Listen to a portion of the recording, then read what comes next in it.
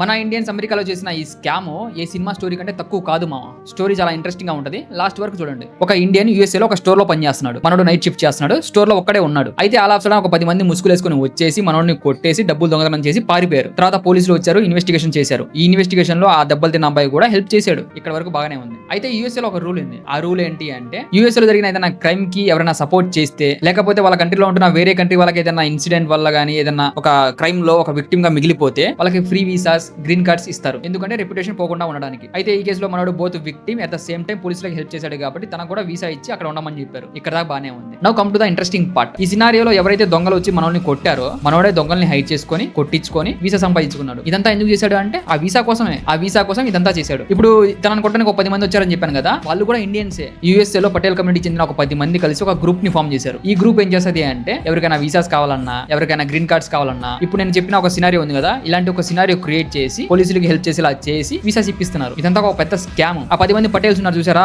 వాళ్ళు ఇల్లీగల్ గా ఉంటున్నారంట అక్కడ. ఇదంతా రీసెంట్ గా వెలుగులోకి వచ్చింది. మన ఇండియన్స్ అక్కడికి వెళ్ళి చేసిన స్కామ్స్ మొత్తం బయటకు వచ్చాయి మొన్న. ఇప్పుడు మనల్ని జైల్లో పెట్టడానికి రెడీగా ఉన్నారు. జైల్లో పెట్టడం at the same time fine కూడా వేస్తున్నారు వాళ్ళకి. ఇండియాలో చేసిన స్కామ్స్ సరిపోవు అన్నట్టుగా ఇప్పుడు వెళ్ళి యూఎస్ఏ లో స్కామ్స్ చేస్తున్నారు మన వాళ్ళు. గ్రేట్.